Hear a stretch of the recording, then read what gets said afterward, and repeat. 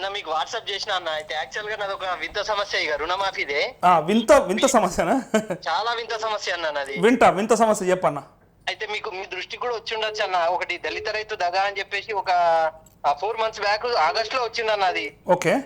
అయితే యాక్చువల్ గా నేను ఏంటంటే నాకు రుణము 2 బ్యాంకులలో ఉందన్న. ఒకటి సొసైటీలో ఉంది, ఒకటి బ్యాంక్ లో ఉంది. ఓకే.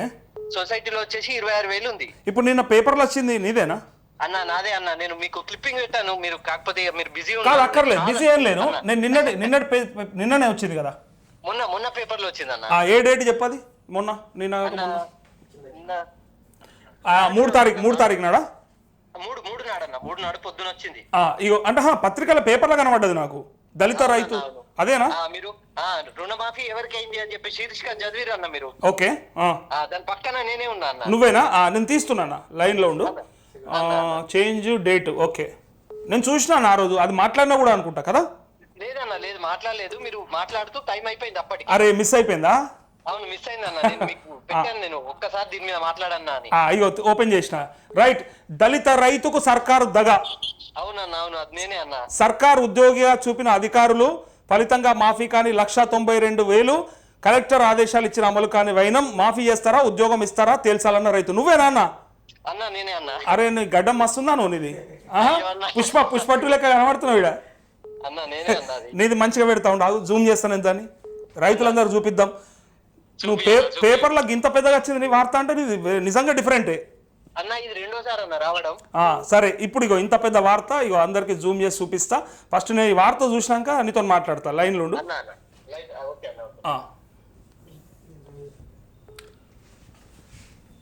ఇగో ఇక్కడ నుంచి చూడు, మాఫీ ఎవరికైందని చెప్పి ఇక్కడ వచ్చింది. ఇగో దళిత రైతుకు సర్కారు దగ, సర్కారు ఉద్యోగిగా చూపిన అధికారులు. నీవాట గవర్నమెంట్ ఉద్యోగం ఉందటగా? అవునన్నా. మరి ఏ డిపార్ట్మెంట్ చేస్తున్నావు నువ్వు? అన్న నాకు అగ్రికల్చర్ ఇచ్చేస్తే అయిపోతా, నా పని చేసుకుంటా, నా పని నేను చేసుకుంటా. ఏమి ఇవ్వాలి నీకు? సెక్రటరీ ఇద్దామా? ఏమిద్దాం చెప్పు? పోస్ట్ డిస్ట్రిక్ట్ అగ్రికల్చర్ ఆఫీసర్ ఇద్దామా? క్వాలిఫికేషన్ అవుతుంది. ఎంత చదువుకున్నావు?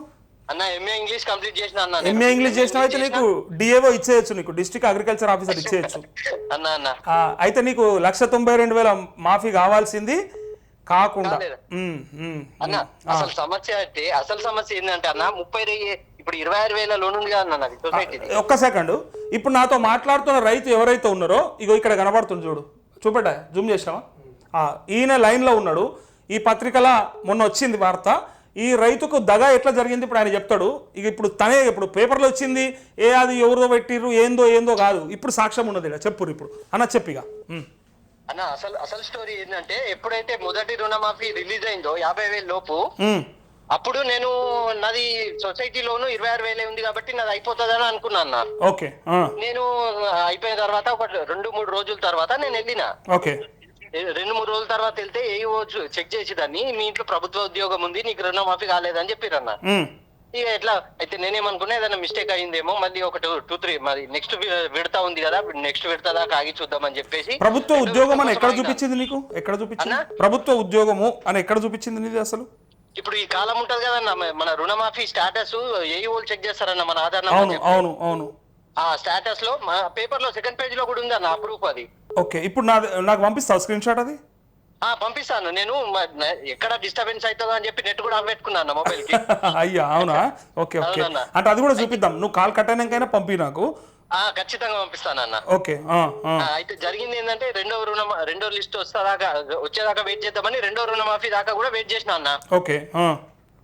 మళ్ళీ అధికారుల దగ్గరికి వెళ్తే నీది 192 కదా, అంటే నీది 2 లక్షల లోపు కాబట్టి 3వ లిస్ట్ లో వస్తుంది అని అన్నారు అన్న. సరే అని చెప్పేసి 3వ లిస్ట్ దాకా కూడా వెయిట్ చేసిన. తీరా అక్కడికి వెళ్ళి చూసేసరికి మళ్ళీ కుటుంబంలో అర్హత గల ప్రభుత్వ ఉద్యోగి ఉన్నారనే చూపిస్తున్నది. దానికి నేనేం చేసిన, డైరెక్ట్ ప్రెస్ ను కాంటాక్ట్ అయినానన్న. ఓకే, అట్లా కాదు. ఇప్పుడు కుటుంబంలో ఎవరికైనా ఉన్నదా నీకు కాకుండా? లేదన్నా, లేదు. ఇద్దరమే. అయితే యాక్చువల్ గా మా రేషన్ కార్డు లో అమ్మ నేను ఇద్దరమే ఉంటాము.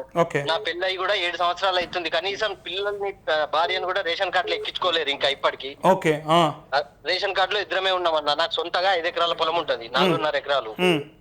ఆ 4.5 ఎకరాలు నేను సొంతంగా చేసుకుంటా, పీజీ చేసిన, ఎందుకు ప్రైవేట్ దగ్గర చేయడం అని నేను వ్యవసాయమే చేసుకుంటున్నాను అన్న. అచ్చా, వ్యవసాయమే చేస్తున్నావు, ఓకే. వ్యవసాయమే చేస్తా.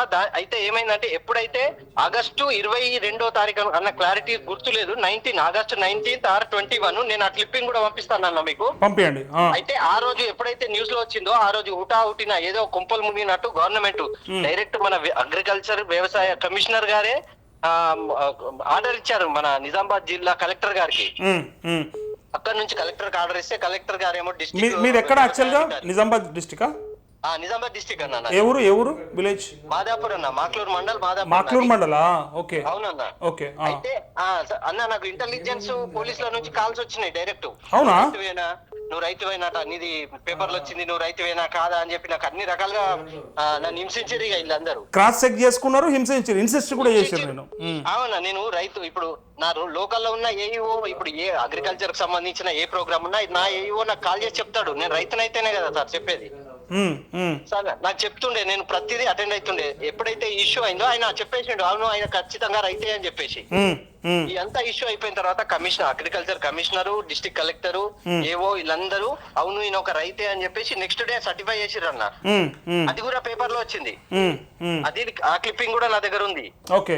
అది అయిపోయింది. అంత అయిపోయిన తర్వాత నీ కోసం నువ్వు ఇప్పుడు నీ ఒక్కడిది ప్రాబ్లం అయింది కాబట్టి నీ కోసం సపరేట్ రుణమాఫీ రిలీజ్ చేయరు. నెక్స్ట్ ఎప్పుడైతే విడత 4వ విడత వస్తుందో ఆ విడతలో నీ పేరు వచ్చేస్తుంది, నువ్వు టెన్షన్ పడొద్దు అని చెప్పారన్న. సరే అని చెప్పేసి ఆగస్టు నుంచి ఇప్పుడు నేను ఈ డిసెంబర్ వరకు ఆగినా నేను.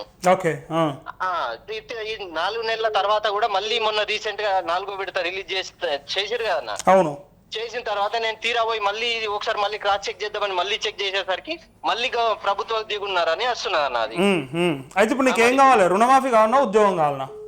ఇంకా మంచిదిగా నా క్వాలిఫికేషన్ ఉంది, నేను ఆ బురదల బొర్రే బదులు పని చేసుకుంటా అన్న హ్యాపీగా. బురదల బొర్రే బదులు అంటావు, అన్నం పెడుతున్నావు నువ్వు 10 మందికి. అన్న పెడుతున్నామన్నా, ఇప్పుడు మరి అంతా గుర్తొస్తలేదు. ఇప్పుడు కమిషనర్ ఆ ఉద్యోగికి కూడా ఎడకెళ్ళొస్తుంది తిండి, నువ్వు వండియంది అన్న. అన్న ముఖ్యమంత్రి ఏం తింటుండు? ముఖ్యమంత్రి ఆయన పదవిలో ఉన్నాడు కదా, ఆ పదవి ఎలగబెట్టాలంటే ఇక్కడ మనం పండిస్తాను కదా తినే తిండి. ఆయనైతే వండించుకుంటలేడు కదా ముఖ్యమంత్రి. ఆయన ఈ రాష్ట్రానికి ముఖ్యమంత్రి, కానీ ఆయనైతే పని చేస్తలేడు కదా, అన్నం పండియాడు కదా, మనమే చేయాల్సింది. అయితే నీకు ఉద్యోగం ఇస్తేనే కరెక్ట్గా, ఎందుకంటే నిన్ను మోసం చేశారు కాబట్టి ప్రభుత్వం. అన్న మోసం అంటే ఒక్కసారి చేస్తే మోసం అన్న, ఇది రెండోసారి చేసిరన్న. ఇది అదే అందుకంటారు రుణమాఫీ కంటే కూడా నీకు ఉద్యోగం ఇచ్చినా కరెక్ట్ అన్న.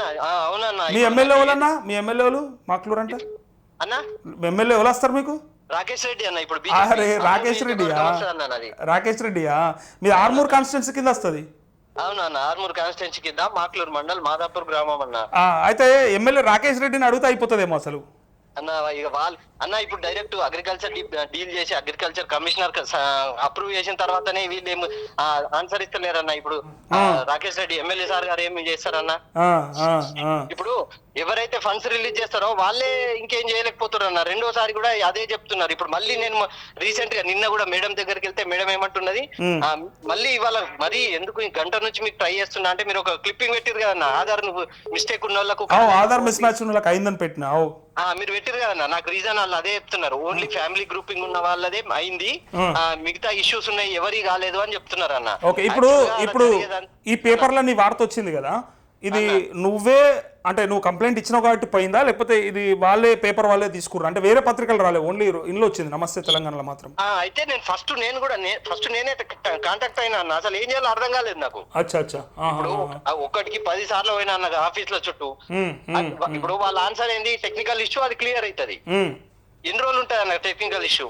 అందుకని ఇది ఇలా క్లియర్ అయ్యట్లేదు. నీకు నేను ఒకటి హామీ ఇస్తున్నా, అయితే 5వ విడతలో రుణమాఫీ అయిపోతుంది, కాకపోతే నీకు ఖచ్చితంగా ప్రభుత్వ ఉద్యోగం ఇప్పిస్తాను నేనైతే. దొరకబట్టాన్ని ఇప్పిస్తా, మీరు రాకేష్ రెడ్డి నన్ను అడిగి ఇప్పిస్తా, లేదంటే ముఖ్యమంత్రి నన్ను అడిగి ఇప్పిస్తా. ఎందుకంటే ప్రభుత్వ ఉద్యోగం లేని దాన్ని ఉన్నదని చూపించారు చూడు, ఖచ్చితంగా వాళ్ళ తప్పే అది అన్న. అంటే నేను కూడా అనేది అదే అన్న, ఒక్కసారి కాదు 2 సార్లు, దాదాపు 4 నెలల టైంలో కమిషనర్ ఇచ్చిన తర్వాత ఇప్పుడు ఈ టెక్నికల్ డిపార్ట్మెంట్ వాళ్ళు క్రాస్ చెక్ చేసుకొని క్లియర్ చేయాల్సింది కదా. దీని ముఖ్యమంత్రి ఏమన్నాడు విన్నావా మొన్న? ఇది హ్యూమన్ ఎర్రర్ అని చెప్పిండు. కొన్నిసార్లు మానవ తప్పిదాలు ఉంటాయి, కొన్ని జరుగుతాయి, ఆ హ్యూమన్ ఎర్రర్స్ ఏమైనా ఉంటే క్లియర్ చేద్దాము అని చెప్పిండు. అందులో పోతుంది ఇది నాకు తెలిసి.